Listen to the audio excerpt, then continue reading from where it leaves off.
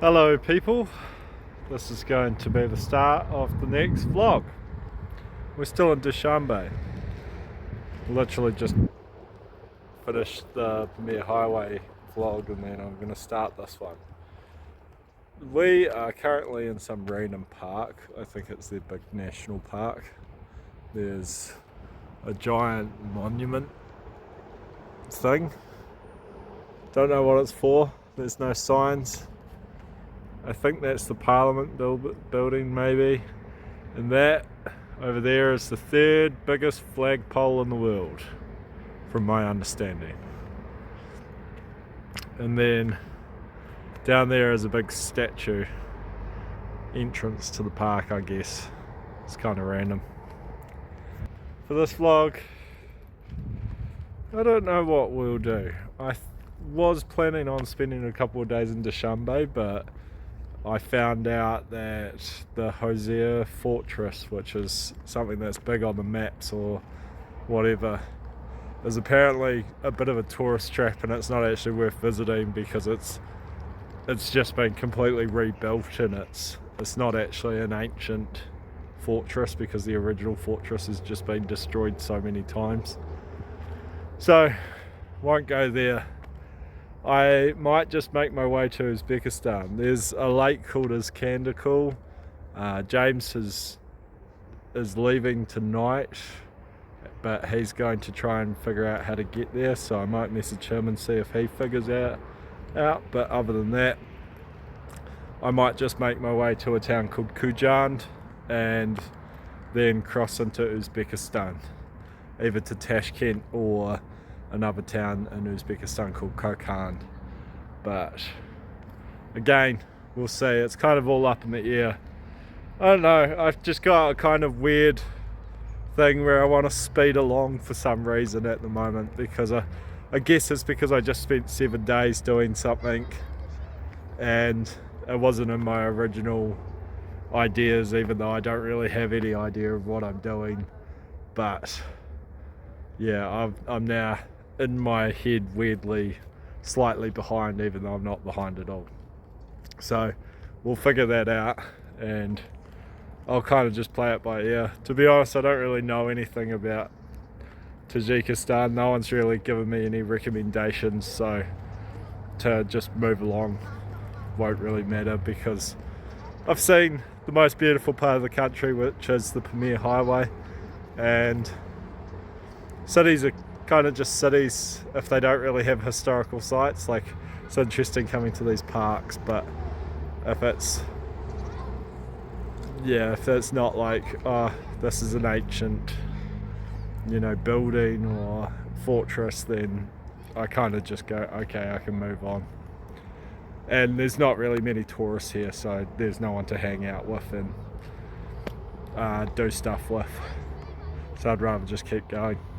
But we'll see what I end up actually doing over the course of this vlog. Also, probably part of the reason that I'm feeling like I should move on a little bit is because this has been of Kazakhstan, Kyrgyzstan and Tajikistan. Tajikistan is the most expensive. Food is more expensive here. The Premier Highway was very expensive. Accommodation even is, it's 80 somani, which is about 16 New Zealand dollars a night. Just fine. It's not the most expensive I've ever had. Kyrgyzstan and Kazakhstan were similar, but it's the fact that on top of that, the supermarket selection isn't as good, so I can't cook my meals. But then meals are about like 70 somani, so like 14 New Zealand dollars per meal, which is, price is going up. I know I'm heading to Europe and the price will go up even more, but that's what I expect. And the services will actually go up, but here, like, it's not an incredibly developed country despite these big parks.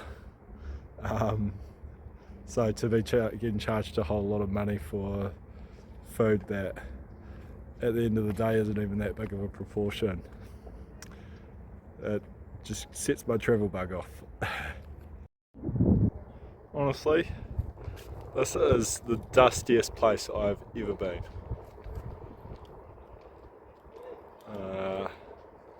It's just a haze hanging over it. So last night at our hostel, we met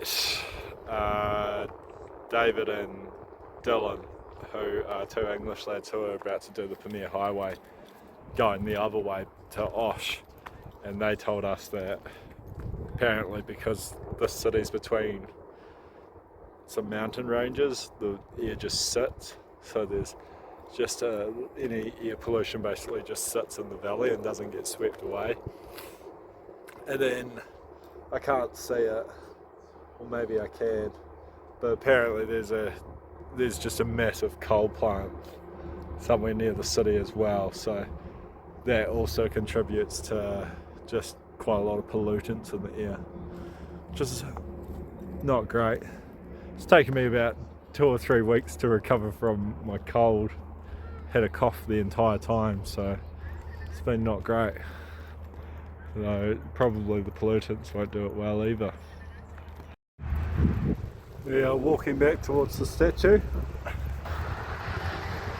I've just been informed by a member of the public that the shorts I am wearing, I think it might be because they're slightly above the knee, are not appropriate or something like that. He didn't speak any English. He just told me, he just pointed at them and said no, and said we don't, like, said something about pants. And yeah, I'd kind of heard about it. I thought it was more like a cultural thing rather than like any sort of, like they'd just look at you funny if you're wearing shorts rather than come and actually tell you off. But it's an interesting dynamic in these sorts of more Muslim and conservative countries.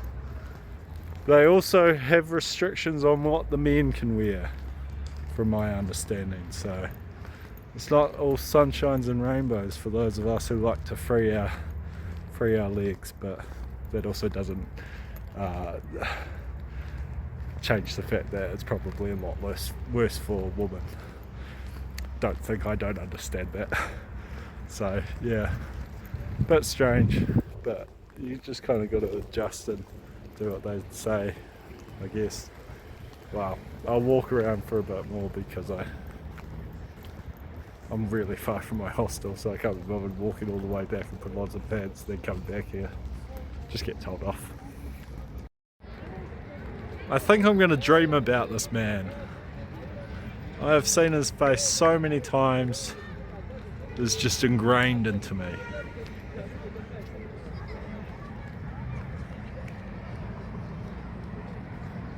And this is the statue from the other side. It's pretty cool. Again, there's no signage, so I have no idea what it's for. And the internet is too slow here to Google stuff. So here it is, in the flesh. The third biggest flagpole in the world, third tallest. It's got a nice lake around it. Some building over there. Yeah, pretty tranquil. Personally, if someone tried to build a flagpole that big in New Zealand, I think they would deserve to get put in jail, because there's an obscenely big flagpole. Obscenely big. Grotesquely big. It doesn't even have a flag on it. Apparently the biggest two are in Riyadh in Saudi Arabia and Baku in Azerbaijan. So, but yeah, just obscenely big pole for whatever reason. National pride, I guess. Funny. Alright people, as per usual, We'll have a walk around the supermarket. This one, I've actually been to a couple, but this is probably the biggest.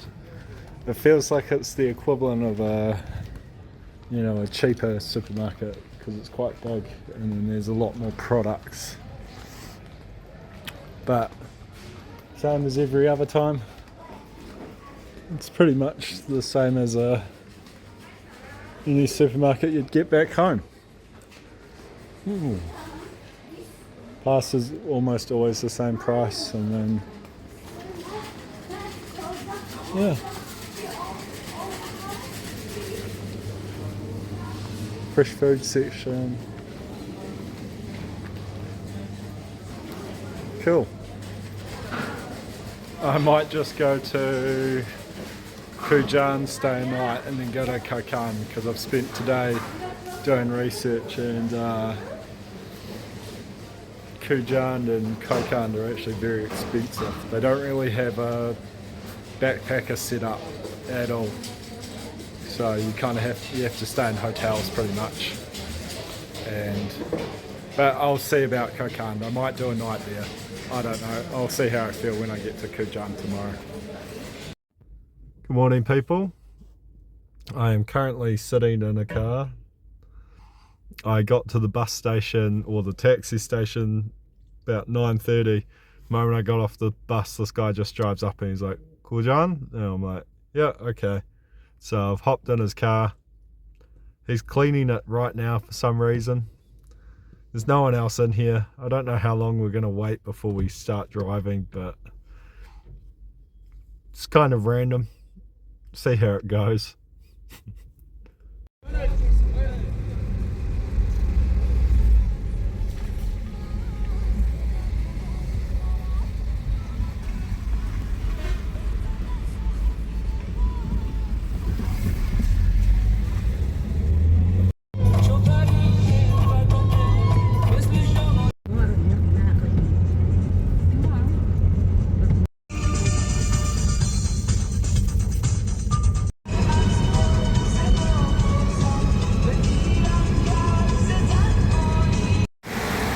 What a debacle that was.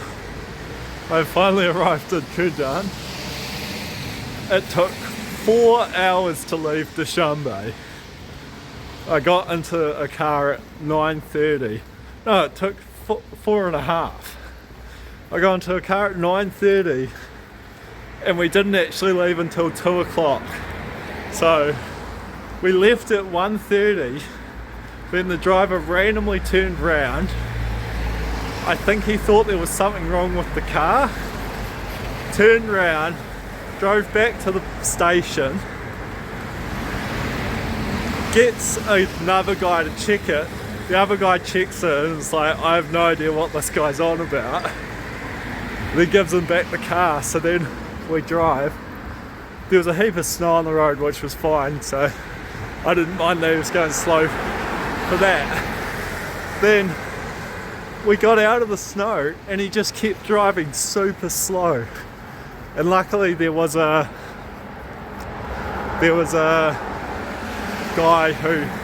young fella who spoke English, and he told me that it's a new driver and that's why he was driving so terribly.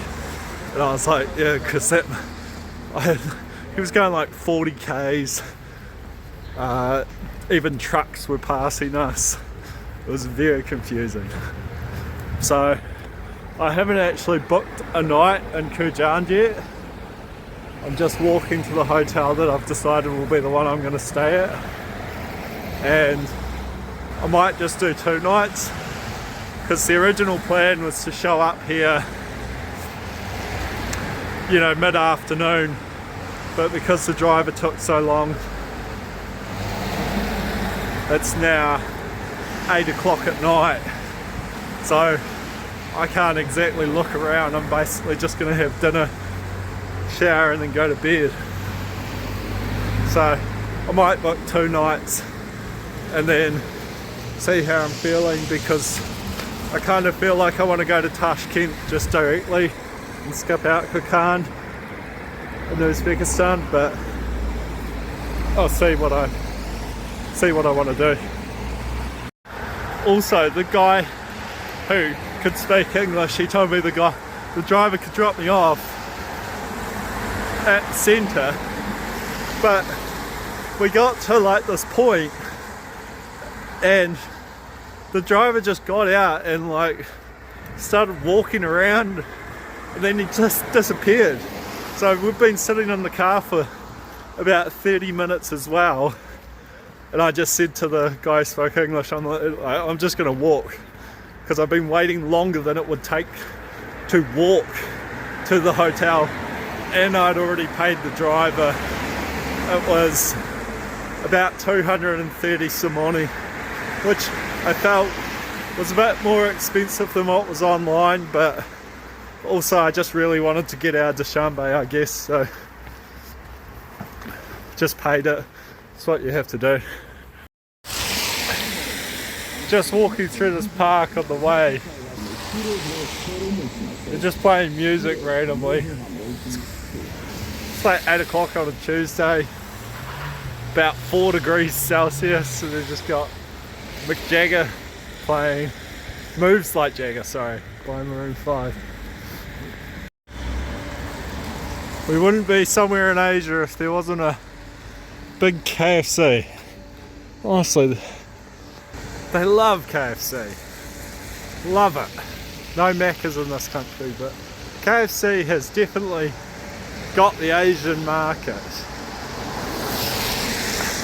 I was walking past a few restaurants as well, and they seem like they're cheaper than what they were in Dushanbe, so hopefully they are. So they were basically almost Western prices in Dushanbe, maybe slightly cheaper, but yeah, very expensive. I guess supply chains aren't that great, because Tajikistan's already a landlocked country, and then Dushanbe's in the middle of mountains. But yeah, very expensive. Morning. It's the next day. It is pretty cool today. We're in Khujand. What is a large flagpole, but I wouldn't say this is a unreasonably large flagpole like the one. There's a breeze just constantly going. The air's pretty right. We're around some mountains. So today I'll just go, there's a Lenin statue that's one of the biggest in Central Asia. I'm going to go have a look at that. I'm walking to it now. There's the fortress, which also has a museum, and then there's a market that I want to go to just to check out. I haven't got a magnet yet for Tajikistan, so hopefully I can find a magnet there. And then the plan is basically stay here tonight, and then I'm going to go to Tashkent tomorrow. I talked to the receptionist at the hostel, and one of the things that I find a bit frustrating about Central Asia is the lack of bus services. There is none. So I read online that there was a bus service from Khujand to Tashkent, but apparently doesn't run anymore. So, and that's two big cities that are a few hours apart. So instead what you have to do is you have to get a taxi to the border, cross the border, and then get another taxi in Uzbekistan to Tashkent. So I'll just figure that out tomorrow. I also have no cash, so I do the classic thing where I have to figure out how much cash I'm going to use over the next day before I leave, so that I avoid the usual losses when you have to exchange currency. I think I'll get about 600 Somoni out, which is $120, because I have to pay my hotel as well. The accommodation in Uzbekistan is also looking expensive, about over 20 New Zealand dollars a night, which is a bit of a jump when you've come from Southeast Asia and East Asia, well China, to all of a sudden be paying more than $20 for accommodation. And also I thought it was it's a quiet period, so I don't know how much it usually costs during the busy period, but I'll figure that out. Anyway, we'll get going today. We've got this cable car going across the river. Haven't seen a single person in it. Random. I was wondering why no one was walking along here. But as in always in Asia, I can just walk along the work site. There he is. It's a big old Lenin statue. Just walking through this construction site to get to it. So funny. It's an abandoned, well, I don't know if it's abandoned, but just a random little theme park. And then Lenin. I can confirm this is a big Lenin statue. Definitely the biggest I've seen. Funny coincidence, an Aussie fella was taking a photo in front with his bike. He's biking, well, he's trying to bike back to Australia, but he said he's aware that it wouldn't be that easy. But ended up having a good chat with him. I have so much respect for the guys who bike, and girls, guys and girls who bike, because personally wouldn't do it. It's insane, especially like he's doing it now with the weather, and like I feel trying to cross to Europe just without flying is kind of niggly at times. Like, you know, it would have been so much easier to just fly from Dushanbe to Tashkent, and probably cheaper overall, although you miss out on parts. But yeah, like the people who bike, I just couldn't imagine it. It's so cold at points, and you know, if you have the communication barriers and all of that sort of stuff. But it's one of those things that is a big story, so I respect them for it. Another statue. I don't know what this one's for either. There's a lot of construction going on. That's going to be my commentary. There's a lot of construction going on in Khujand, and there was also a lot of construction going on in Dushanbe.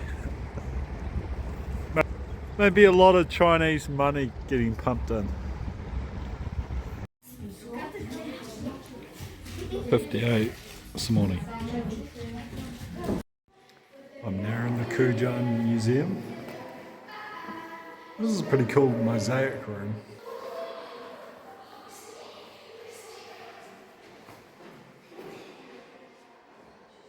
It's actually, I don't know why it all looks Greek though, because it's what it all looks like, Greek or Roman. We're now in a park outside the museum. It's very artistic. It looks sick, to be honest. And over there is this big building that's in the fortress. I tried walking into it, and then someone told me off. Apparently there's an entrance, but it's very confusing. I have no idea what's going on. We are in something.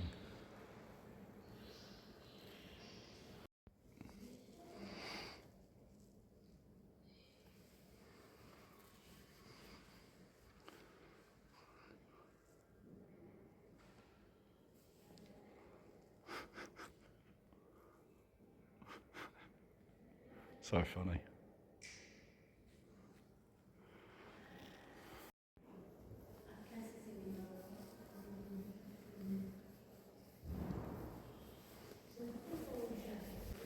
This place is ridiculously intricate.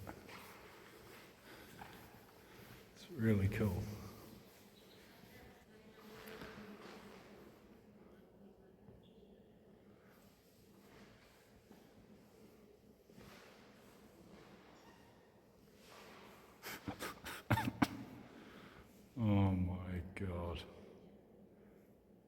Crazy.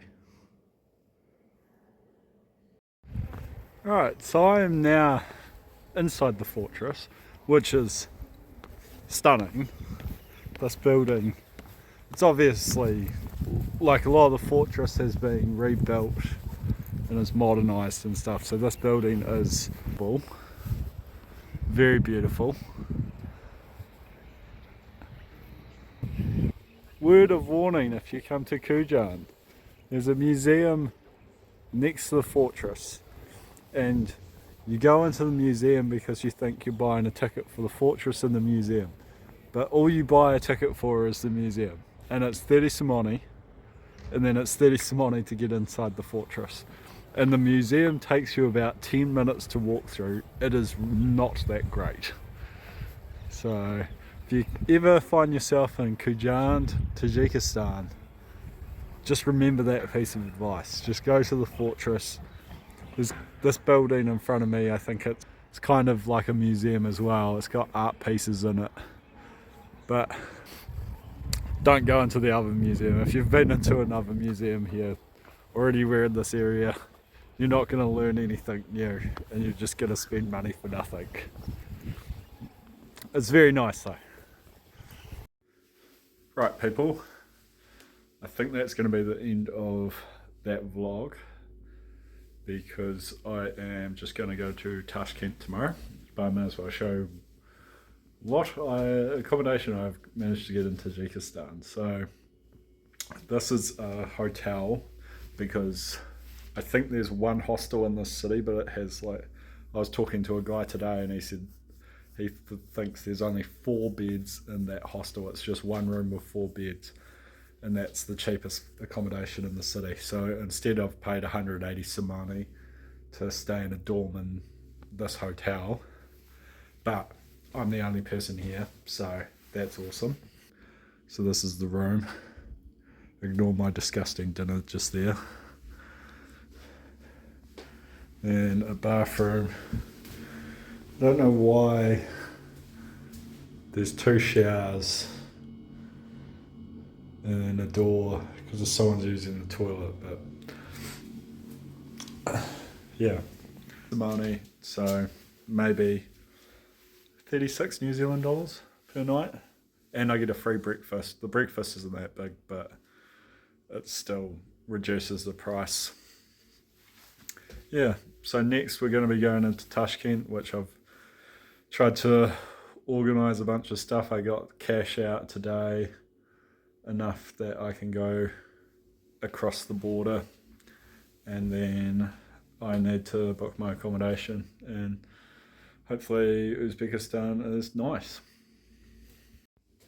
Ciao.